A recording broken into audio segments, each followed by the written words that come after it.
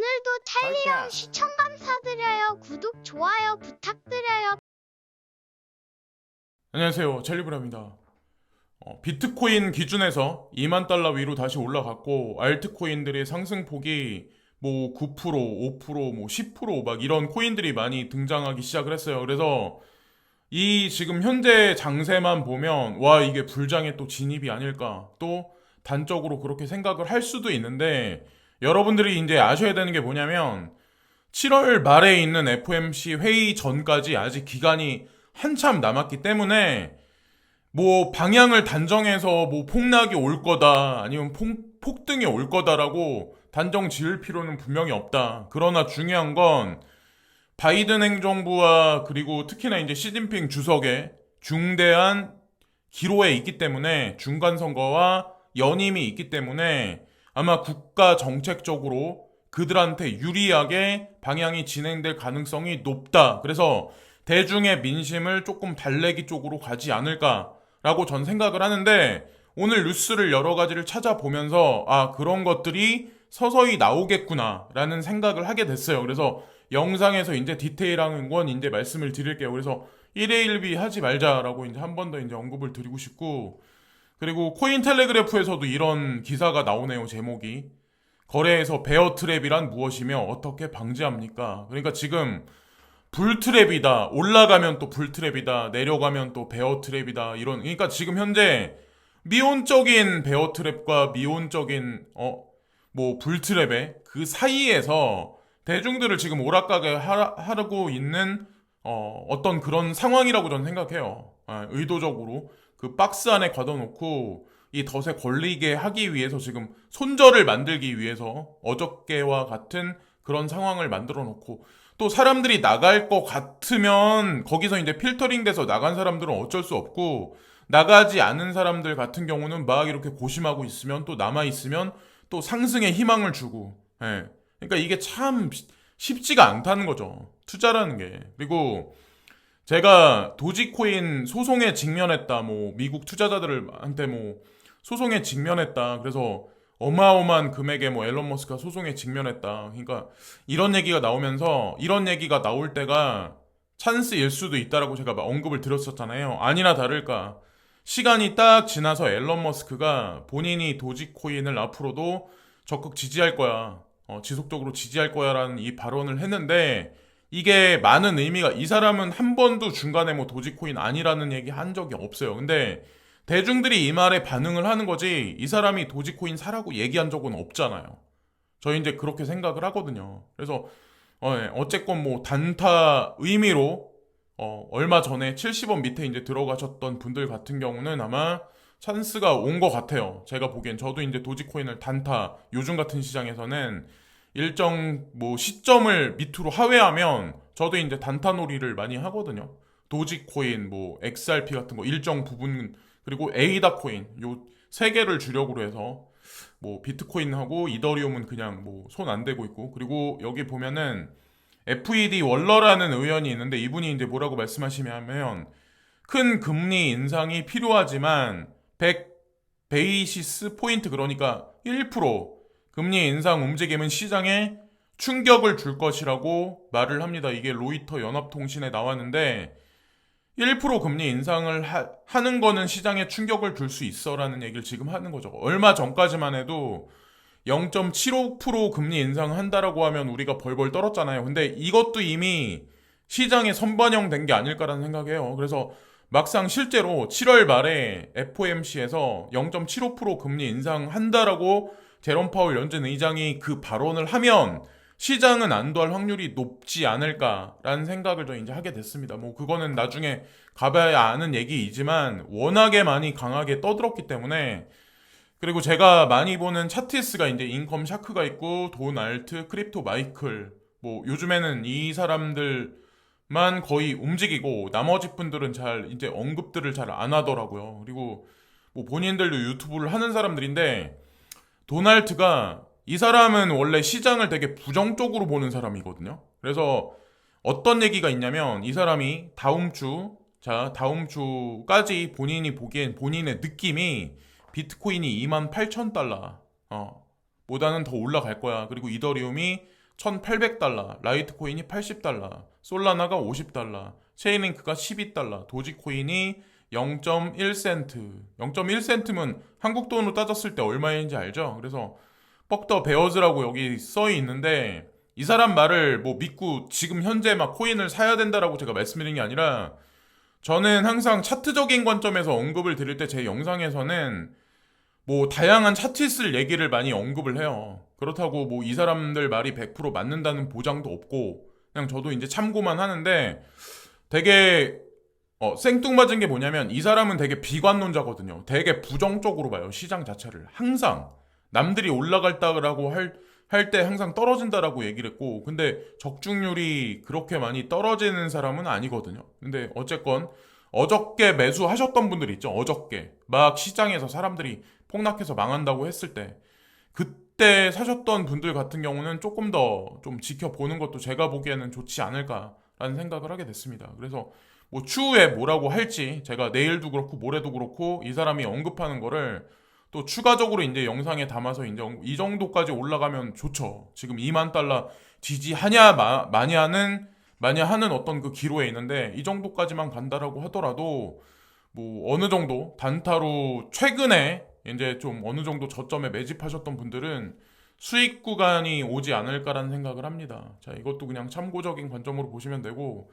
전 그래요. 뭐 비트코인 어저께 피터 브렌트가 하나로 따졌을 때 40만 원 간다라고 근데 그분은 항상 이제 부정적인 견해를 XRP도 예전에 이제 그렇게 발언을 했었고 시장이 차티스트 말대로 100% 그게 이루어지지 않더라고요. 항상 이제 보면 결정적인 순간이 됐을 때는 항상 그래서 뭐 보조적인 지표로 이제 차트적인 관점은 이제 다들 참고적인 관점으로 보시면 되고 도지코인은 저는 그래요. 68원? 예, 68원 뭐 스토리지 같은 거는 저는 손은 안 대고 자 이거는 뭐 가지고 계신 분들도 계시겠지만 저는 뭐 단타로 이건 손 안 대고 볼륨량이 많은 거 위주로만 XRP도 400원 밑에 뭐 어저께 395원까지 아마 떨어졌을 거예요. 그리고 에이다도 600원 밑에 예, 뭐 그래서 595원, 뭐 580원 뭐 이런 식으로 좀 많이 이거는 지금 많이 못 올라가고 있는데 어쨌건 그렇다는 거죠. 그냥 지나가는 김에 언급 드리는 거고 예, 제가 아까 캡처를 했었을 때 2만 달러를 넘을까 말까 했었는데 빗비넥스가 2만 달러보다 먼저 선행해서 움직였었거든요. 근데 지금 정도 아마 다른 뭐 폴로니엑스나 아니면 크라켄이나 코인베이스, 제미니, 비트렉스 전부 다 마찬가지로 2만 달러 위를 상위에서 아마 지지를 할 거예요. 2만 달러 위를 지지를 하면 우리가 아까 도널트가 얘기했듯이 어느 정도 시세 상승을 다음 주까지 바라볼 수 있는 어떤 그 국면이 오지 않을까라는 생각을 합니다. 예, 이것도 뭐 희망사항이긴 하지만 자 그리고 데이비드 헌터라는 분인데 이분은 이 시장 경제를 매크로적으로 이제 분석하는 경제학자거든요. 저는 이제 제가 차티스가 아니기 때문에 저는 제가 코인 시장에 들어왔던 게 매크로적으로 가상자산이 향후에 어떻게 되겠구나 이런 그냥 느낌을 받고 저는 이제 투자를 한 사람이지 시세가 올라가니까 예, 뭐 50만 원대부터 100만 원까지 올라가니까 그때 그걸 보고 저는 들어온 사람이 아니거든요. 아 대충 흐름이 4차 산업혁명이 되면 어떻게 되겠구나. 내가 하는 사업은 어떻게 되고 내가 지금 일하고 있는 일자리는 어떻게 되겠구나. 코인 시장에 주식 시장보다 많은 돈이 들어올 수밖에 없겠구나. 그것도 수십 년 동안 그런 생각을 해서 저는 이제 매크로적으로 들어왔던 거거든요. 근데 어쨌건 뭐 번외적인 얘기고 이분이 이제 뭐라고 예측을 하냐면 현재 상태를 말하는 거예요. 경제가 상대적으로 급하게 감속하고 있다. 국내외 시스템에 스트레스가 쌓이고 있고 신호가 많이 있다. 나는 이번 여름에 연준의 중심축을 계속 기대를 한다. 그래서 금리와 USD는 정점에 도달했고, 그러니까 달러가 정점에 도달했고, 주식시장은 바닥에 가깝다.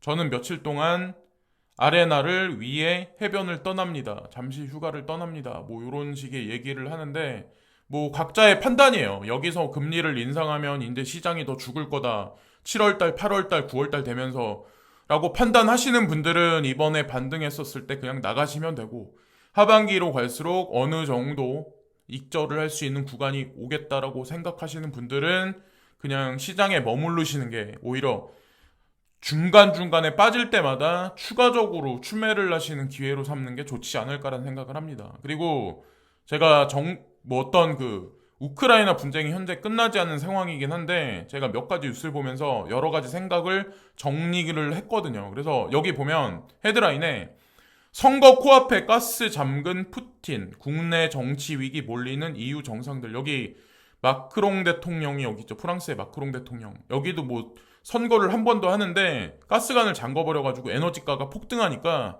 지금 프랑스, 독일 등 지금 막 사람들이 거리에 뛰어나와서 시위를 날기 일보 직전이란 얘기가 있더라고요. 제가 보니까 이거는 뭐 국내 뉴스뿐만 아니라 해외 외신도 다 이런 얘기를 지금 하기 시작을 했어요. 그럼 이렇게 되면 어떻게 해야 될까요? EU에서는 EU 정상들은 푸틴을 달래야 돼요. 푸틴을 달래야 돼요. 그러면 어떻게 해야 될까요? 그러니까 지금 우크라이나와 러시아가 분쟁이 있지만 어느 쪽을 조금 아우러러야 좀 어루만져 줘야 될까요? 푸틴한테 잘 보여야 하는 입장이에요. 현재 상황이. 자, 그러면 우크라이나한테 보이지 않는 압력을 가할 가능성이 높지 않을까. 그래서 잠시 동안에 봉합이라든가 휴전협정에 들어갈 가능성도 시간이 흘러가면서 높지 않을까라는 생각을 하게 됐고, 이게 아마 오늘 영상의 뉴스 중에는 가장 큰 희망적인 뉴스일 수가 있는데, 제가 넌지시 계속 이걸 언급을 했었죠. 미국에서 물가 안정 위해서 중국산 관세 인하, 그리고 유류세 한시 면제 검토 중이다는 얘기가 나오죠. 지금 현재는 검토 중이에요. 실시된다는 얘기가 나오기 시작을 하면 바이든 대통령의 지지율은 올라갈 것이고, 그리고 금융시장과 코인 시장은 반응하기 시작을 하지 않을까라는 생각을 합니다. 그러나 7월달 FOMC 전이 아니라 후에 되기 시작을 하겠죠.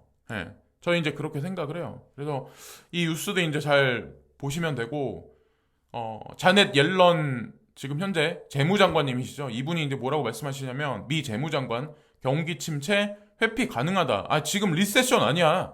경제학자 44%가 1년 내 경기 침체를 지금 바라보고 있는 현재의 실점인데, 이분은 아니라고, 우리는 이거를 돌파할 수 있다고 이제 지금 계속 언급을 하고 있는데, 여기 보면 미 이코노미스트들이 뭐라고 얘기를 하냐면 44% 정도가 향후에 12개월 내에 경기 침체 글로벌 금융 위기가 다가올 건데, 이게 코로나19 대유행 때보다 더 높은 수치가 올 거다. 엄청난 리세션이 다가올 거다. 예. 그래서 아마 코인 시장한테도 썩 좋지 않은 어떤 그런 환경이 12개월 내에 도래를 할 거예요. 주식 시장도 마찬가지고. 근데 다만 중요한 건 올해 말에 중간 선거가 있기 때문에 그 전후에서까지는 어느 정도 여러분들이 수익 창출할 수 있는 구간이 오지 않을까라는 생각을 합니다. 그 중간중간에 호재적인 뉴스가 나올 가능성이 높고, 어쨌건 이거는 부동산 투자를 좀 많이 하셨던 분들 같은 경우는 이거를 좀 보면서 준비를 좀 해야 되지 않을까라는 생각을 저는, 왜냐면 우리가 코인이나 주식은 바로바로 매도를 하고 매매를 할 수 있지만, 부동산은 내놔도 여러분들 아시겠지만 진짜 급매로 내놓지 않는 한 매매가 안 돼요. 지금 대출문도 조여놨기 때문에. 그리고 여기 보면 이것도 이제 제가 이 뉴스를 보면서 생각을 한번 해봤는데, 러시아 우크라이나 전쟁 장기화, 종전 없는 한반도처럼 될 수도. 이 뉴스만 그냥 단편적으로 보면 이렇게 되겠구나, 전쟁 종식 안 되겠구나 라는 생각을 할 수가 있는데, 제가 아까도 언급을 드렸다시피 바이든 대통령과 시진핑 전화 통화를 한다는 얘기가 있었고, 그게 곧 있을 거다. 근데 그게 7월에 될지 8월에 될지는 모르겠지만 어쨌건 그걸 할 거고, 그리고 중요한 건 시진핑 주석과 푸틴 대통령이 전화 통화를 이미 한 번 했어요. 자, 3년임을 위해서는 일단 에너지 가격이 내려가야 되고, 가장 중요한 건 이게 되지 않을까는. 근데 여기 뭐라고 얘기가 나오냐면 8월 내에 평화협상 재개 전망도라는 여기 얘기가 나오죠. 그 얘기는 잠시나마 봉합될 가능성이 있지 않을까라는 생각을 해요. 그리고 아까 전에 여기 제가 언급드렸는데, 여기 보면 유류세 한시 면제 검토 중이라는 얘기 있죠. 한시적으로.